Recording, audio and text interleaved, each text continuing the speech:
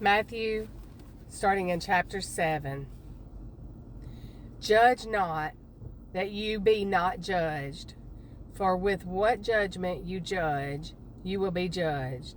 And with the measure you use, it will be measured back to you.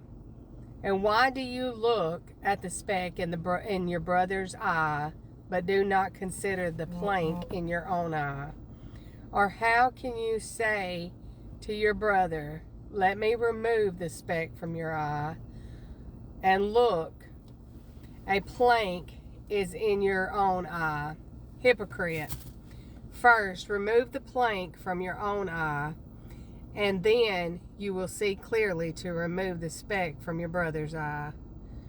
Do not give what is holy to the dogs, nor cast your pearls before swine, lest they trample them under their feet, and turn and tear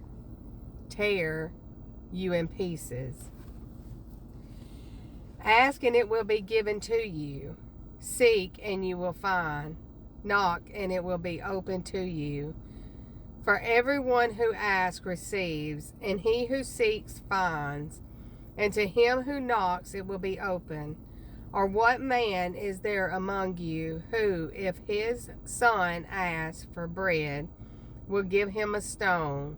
Or if he asks for a fish, will he give him a serpent? If you then, being evil, know how to give good gifts to your children, how much more will your Father, who is in heaven, give good things to those who ask him? Therefore, whatever you want men to do to you, do also to them. For this is the law of the prophets. Enter by the narrow gate, for wide is the gate and broad is the way that leads to destruction, and there are many who go in by it. Because narrow is the gate and difficult is the way which leads to life, and there are few who find it. Beware of false prophets, who come to you in sheep's clothing, but inwardly they are ravenous wolves. You will know them by their fruits. Do men gather grapes from thorn bushes, or figs from thistles? Even so, every good tree bears good fruit, but a bad tree bears bad fruit. A good tree cannot bear bad fruit, nor can a bad tree bear good fruit. Every tree that does not bear good fruit is cut down and thrown into the fire. Therefore, by their fruits you will know them. Not everyone who says to me, Lord, Lord, shall enter the kingdom of heaven, but he who does the will of my Father in heaven. Many will say to me in that day, Lord, Lord, have we not prophesied in your name, cast out demons in your name, and done many wonders in your name? And then I will declare to them, I never knew you. Depart from me, you who practice lawlessness.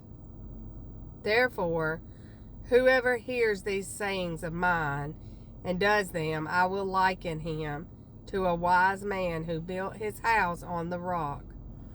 And the rain descended, the floods came, and the winds blew and beat on that house. And it did not fall, for it was founded on the rock. But everyone who hears these sayings of mine and does not do them will be like a foolish man who built his house on the sand. And the rain descended, the floods came, and the winds blew and beat on that house, and it fell, and great was its fall. And so it was, when Jesus had ended these sayings, that the people were astonished at his teaching. For he taught them as one having authority, and not as the scribes. When he had come down from the mountain, great multitudes followed him, And behold, a leopard came and worshipped him, saying, Lord, if you are willing, you can make me clean. Then Jesus put out his hand and touched him, saying, I am willing, be cleansed. Immediately his leprosy was cleansed. And Jesus said to him, See that you tell no one, but go your way, show yourself to the priest, and offer the gift that Moses commanded as a testimony to them. Now, when Jesus had entered Capernaum, a centurion came to him, pleading with him, saying, Lord, my servant is lying at my home, paralyzed, dreadfully tormented. And Jesus said to him, I will come and heal him. The centurion answered and said, Lord, I am not worthy that you should come under my roof, but only speak a word, and my servant will be healed. For I also am a man under authority, having soldiers under me. And I say to this one, Go, and he goes. And to another, Come, and he comes. And to my servant, Do this, and he does it. When Jesus heard it, he marveled and said to those who followed, Surely I say to you, I have not found such great faith, not even in Israel.